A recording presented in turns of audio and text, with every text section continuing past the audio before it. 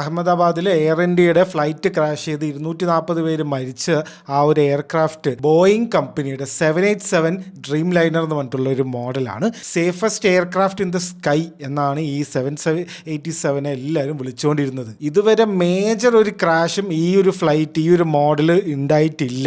അപ്പോൾ അത്രയും സേഫാണെന്ന് പറഞ്ഞിരിക്കുകയായിരുന്നു എല്ലാവരും. ഒട്ടും അപ്രതീക്ഷിതമായിട്ടാണ് ഇത് സംഭവിച്ചത്. അപ്പോൾ അത്രയ്ക്കും അപ്രതീക്ഷിതമായിട്ടാണോ, അൺഎക്സ്പെക്റ്റഡ് ആയിട്ടാണോ ഇത് സംഭവിച്ചത്? ഇതിന് മുന്നേ എന്തെങ്കിലും സൂചനകൾ ഉണ്ടായിരുന്നോ, ആരെങ്കിലും വാൺ ചെയ്തിട്ടുണ്ടായിരുന്നോ എന്ന് നമ്മളൊന്ന് റിസർച്ച് ചെയ്ത് നോക്കുമ്പോൾ നമുക്ക് ബോയിങ് കമ്പനി നടത്തിയ ഒരു biggest cover up in the history of aircraft നമുക്ക് കാണാൻ പറ്റും. ഇത് ചുമ്മാ പറയുന്നതല്ല, നിങ്ങൾക്ക് തന്നെ എടുത്തൊന്ന് നോക്കാവുന്നതാണ്. കവറപ്പ് എന്നൊക്കെ പറഞ്ഞു കഴിഞ്ഞാൽ വല്ലാത്തൊരു കവറപ്പാണ്.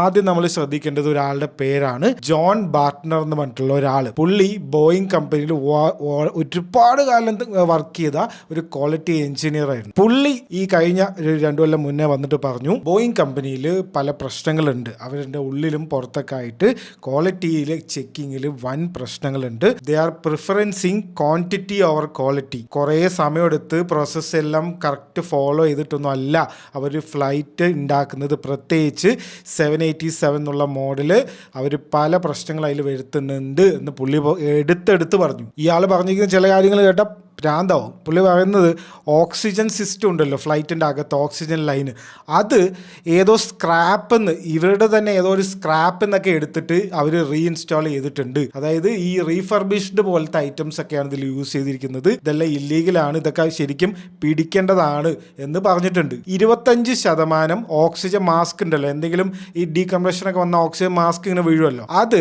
25% ഫോൾട്ടിയാണ്. 25% ചിലപ്പോൾ വർക്കേ ആവില്ല, മേ ബി വർക്കാവില്ല എന്നും പുള്ളി പറഞ്ഞിട്ടുണ്ട്. ബേസിക്കലി ഒരു വിസിൽ ബ്ലോവർ ആണ് പുള്ളി. അതായത് കമ്പനിയിൽ ഒരുപാട് വർക്ക് ചെയ്ത് അന്ന് പുറത്ത് വന്ന് പിന്നെ എല്ലാവരോടും ഇങ്ങനെ വിളിച്ചു പറഞ്ഞു. അപ്പോൾ ഇപ്പോൾ എവിടെയാണ് പുള്ളി എന്ന് ചോദിച്ചു കഴിഞ്ഞാൽ പുള്ളി ജീവനോടെ ഇല്ല. കഴിഞ്ഞ കൊല്ലം 2024 ഒരു മിസ്റ്റീരിയസ് ഒരു ഷൂട്ടിംഗ് സൂയിസൈഡിൽ പുള്ളി മരിച്ചു. സിമ്പിളായില്ലേ? ഇനിയിപ്പോൾ ആരും ചോദിക്കാനും പറയാനൊന്നും ഇല്ലല്ലോ. അപ്പോൾ പുള്ളി മാത്രമാണോ വിസിൽ ബ്ലോവർ ബോയിങ് കമ്പനിക്കെതിരെ പറഞ്ഞ ആൾക്കാർ? അല്ല. ഞാനിവിടെ ഒരു ലിസ്റ്റ് ഇടാം. അതിൽ 2020 തൊട്ട് 2024 വരെ 32 വിസിൽ ബ്ലോവേഴ്സാണ്, അതായത് 32 കംപ്ലൈൻ്റ് ആണ് ബോയിങ് കമ്പനിക്കെതിരെ ഈ അമേരിക്കയുടെ ഈ ഏവിയേഷൻസ് ഒക്കെ നോക്കുന്ന ഏജൻസി ഉണ്ട്, അതിലേക്ക് പോയിരിക്കുന്നത്.